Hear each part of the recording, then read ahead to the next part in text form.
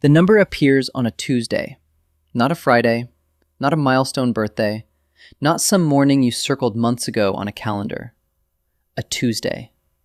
You are sitting in the same chair you always sit in, same apartment, same coffee going cold on the same side table, same city sounds bleeding through the window. Nothing about the room has changed, but the number on the screen reads $1 million. You read it left to right, then right to left. You close the app, reopen it. Still there. 7 digits, comma in the right place. The balance sitting underneath your name like it belongs there. You put the phone face down on the table. You sit very still. The first thing you feel is not joy, not relief, not the rush you spent years imagining. What you feel is silence. Deep, disorienting, total. Because there is no one to call. Not because you are alone. You have people. Parents who love you. Siblings who know your whole history. Friends who have been there since before you were anyone worth knowing. But there is no one to call because there is no one in your life who has a reference point for this moment. You would have to explain what the number means before you could celebrate it. You would have to translate it into a language your family has never spoken. And somehow, that feels worse than saying nothing. So you sit in the quiet. You are the first. Think about what that word actually carries. Your grandfather worked the same job for 31 years. He retired with a pension that covered the basics and called it a life well built. He died with $4,000 in a savings account and considered himself a man who had done right by his family. By his own measure, he had. He fed people. He stayed. He never missed a shift. Nobody showed him anything else existed. You cannot follow a map that nobody drew. Your grandmother kept cash in an envelope tucked inside a Bible on the second shelf. Not out of faith, out of distrust. Banks made her nervous in a way she could never fully explain. The envelope held $340 when she passed. You found it while clearing out her kitchen. You stood there, holding $340 in a dead woman's handwriting, and understood something about inherited fear that no book had ever managed to explain. Fear does not announce itself. It becomes the atmosphere. You breathe it in long enough, and it starts to feel like air. Your father earned a paycheck for 28 years and never once invested a dollar of it. Not carelessness. The concept never entered his world. The people around him did not invest. The neighborhood did not invest. The conversation did not exist inside any house he ever lived in. He did what the people around him did. He survived, month to month, year to year, getting by, staying afloat, doing well enough. His ceiling became the ceiling, and now you are here. $1 million. Real. Documented. Yours. Not inherited. Not lucky. Not an accident. You are not just the first in your immediate family. You are the first in the entire recorded line. However far back it goes, labor, survival, poverty, making do, this number has never appeared. Not once. Not under any name your family has ever carried. Until tonight, on a Tuesday, in a quiet room, with a phone face down on a table. You do not tell anyone. Not that night. Not for weeks. This surprises you. You imagined this day differently. You thought it would feel like a rival. You thought you would want to share it the moment it happened. Call someone immediately. Let it out. You imagined someone on the other end who would understand exactly what this cost and what it means. But you open your mother's contact and stare at her last message. She sent a photo of a confusing utility bill asking if something looked wrong. You close the thread. How do you put this number into that conversation? Her entire relationship with money has been defensive. 3 decades of quietly bracing for the next thing to go wrong.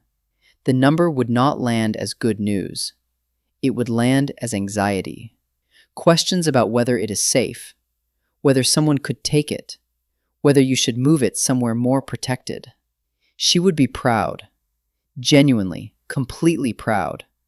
But the pride would arrive wrapped in worry, and you do not have the energy to unwrap all of that tonight. You close the phone. The silence is not emptiness. It is weight. You are holding something that has no container in the world you came from, and you need time before you try to fit it into one. 3 weeks later, you drive home for Sunday dinner. Everything is exactly the same. The creak on the third step, the smell, fabric softener, and the specific warmth of a house that has absorbed the same family for decades. The television in the corner that nobody is watching. Your father at the head of the table. Your mother moving between the kitchen and the dining room with the quiet efficiency of someone who has made this exact trip 10,000 times. You sit down and eat the same food you have eaten at this table your whole life. Your father talks about work. Your mother mentions the neighbor. Your brother says something about his kids that makes everyone laugh. Warm, normal, unchanged.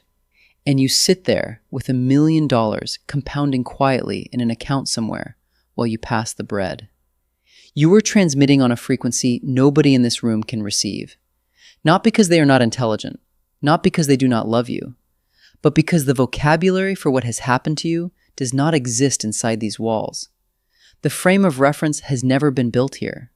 You could say the number out loud right now, and it would land like a sentence in a language nobody present has ever heard. Everyone would nod. Nobody would know what you just said. So you don't. You help clear the dishes. You make your mother laugh. You hug your father on the way out and hold it 1 second longer than usual.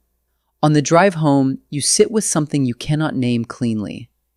It is not loneliness. It is more specific. The particular ache of having crossed a line that the people you love most cannot cross with you.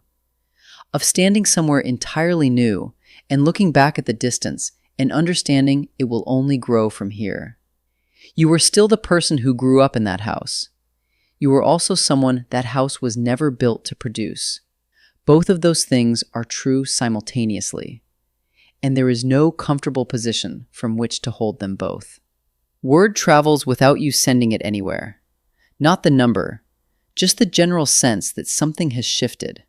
You change nothing visible. Same car, same clothes, same places. But something in the way you carry yourself has changed, and people who know you closely enough can feel it, even if they cannot name it. Your cousin calls in February. He has a business idea and needs $8,000 to get it started. He explains it for 11 minutes. You listen to every minute of it. The idea is not really the point. The call is the point. You are now the person in the family that people call. Quietly, without announcement. You became the number at the end of the sentence without anyone making a formal decision. You say no, carefully, warmly, with a real explanation. The anger comes 3 days later in a group message. A comment about people who forget where they came from. About family being present when things were difficult. You read it. You do not respond. You sit with the specific texture of this, that protecting your own money, drawing your own boundary, making your own decision about your own account can be publicly framed as abandonment. That the first person in the family to build something real now has to defend the building from people inside the walls. You knew this was coming. You had read enough to know it was coming. Knowing does not make it any lighter. This is the cost nobody covers. The financial advisor did not have a session for this. There is a birthday dinner for your father. A restaurant, nicer than the usual. Everyone orders carefully. You watch your mother's eyes move to the right side of the menu before she decides what to get. You have watched her do this your entire life. The quiet internal arithmetic, the invisible ceiling on what is permissible. She has been doing it so long she does not notice anymore. It is just how restaurants work in her understanding of the world. You take the bill before it reaches the center of the table. Your uncle makes a joke about you being the rich one now. Everyone laughs, including you. But underneath the joke is a renegotiation happening in real time. You are no longer simply one of them. You are becoming something adjacent, something that picks up checks, something people glance toward when money enters the conversation. You are still family. You are also slowly becoming a role. On the drive home, you think about your grandfather, the $4,000, the 31 years, the pension, the life he called enough. He was not wrong by his own measure, but his ceiling became his children's ceiling, and their ceiling almost became yours. You broke it. Breaking a ceiling sounds triumphant from a distance. From the inside, it is mostly quiet and disorienting. Nobody prepares the other side for you. Nobody warns you about the gap that grows between you and the people you love when you stop living inside the same financial reality as them. The gap is nobody's fault. It is just the distance between different lives. And once you can see it, you cannot return to not seeing it. You build a structure. 18 months of expenses sitting liquid and untouched. The rest deployed. Total market index, international exposure, a conservative allocation that lets you sleep through the quarters when markets move against you. Automated. Running without your daily attention. You rebalance 4 times a year and otherwise leave it alone. Then you do the thing you decided to do the same night the number appeared on the screen. You call your parents' mortgage lender. You get the full payoff figure. You wire the funds. Then you call your parents and tell them it is done. Your mother is quiet for a long time. Your father says, "You didn't have to do that." You say, "I know, I wanted to." He says nothing for almost a full minute. You can hear him breathing. You have heard your father's voice in every register across your entire life.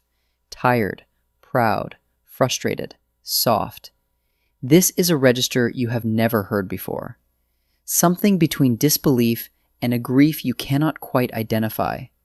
The grief of a man who spent 30 years carrying a specific weight and just had it lifted, without warning, without ceremony, without being asked first.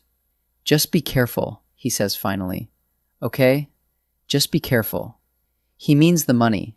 He means the world. He means everything sitting behind those 4 words that he does not have language for. You tell him you will.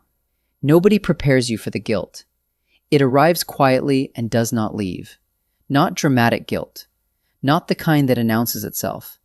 More like a low, persistent frequency humming underneath everything else. You order at a restaurant without checking the price and you feel it. You choose the seat you actually want on a flight and you feel it. You wake up on a Monday morning with no financial fear, genuinely none, and you feel it. Because somewhere in your body, you still carry the memory of what it felt like before this. The month running out before the paycheck. The quiet arithmetic at the grocery store. The decisions that weren't really decisions because there was only one option you could actually afford.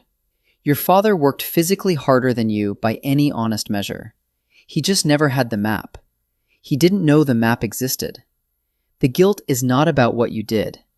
It is about the randomness of having found the right information at the right moment when others who deserved it equally never did. You do not perform the guilt.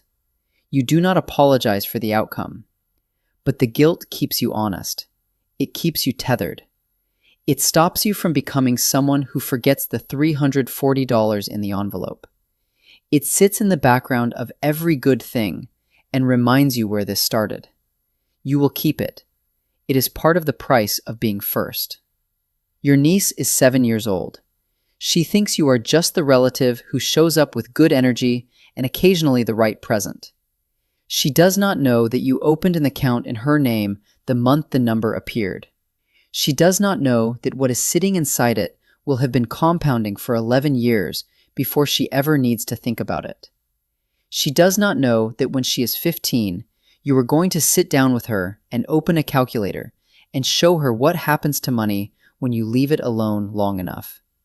She does not know that the conversation is going to change something in the way she sees the world. the way it changed something in you. She will grow up inside a different relationship with money than you did. Not because she will be given everything. You will not do that. Comfort without friction builds nothing. But the vocabulary will exist in her world that never existed in yours. Someone in her family will have walked the road before her and left the path marked. She will not have to find the information alone at midnight after years of wondering why the math of her life never seemed to add up. She will just know. And when her children are born, they will grow up inside a different conversation than she did. And their children will never know what it feels like to stand in a dead woman's kitchen, holding $340 and understanding for the first time that fear can be inherited. That is the thing you are actually building. Not the balance, not the number on the screen, the knowledge. The proof that someone from this family arrived here and left the door open on the way through. You are building a floor for people who have not been born yet. That was always what this was for. That was always the whole point. Your grandfather kept $4,000 in a savings account and called it enough. He was doing the best he could with the map he had. You found a different map. Someday your niece will sit with her own children and talk about money the way some other families do, without the low hum of fear underneath every sentence, without the arithmetic at the restaurant, without the envelope in the Bible. She will not know exactly why it feels natural to her. She will not know the name of the thing she never feels. You will know, because you are the reason she never has to feel it. $1 million on a Tuesday night. No soundtrack. No applause. No one in the room who fully understands what it took to get here or what it costs to stand here alone. Just you and the silence and the weight of being first. And somewhere behind you, a door you just made sure will never close again.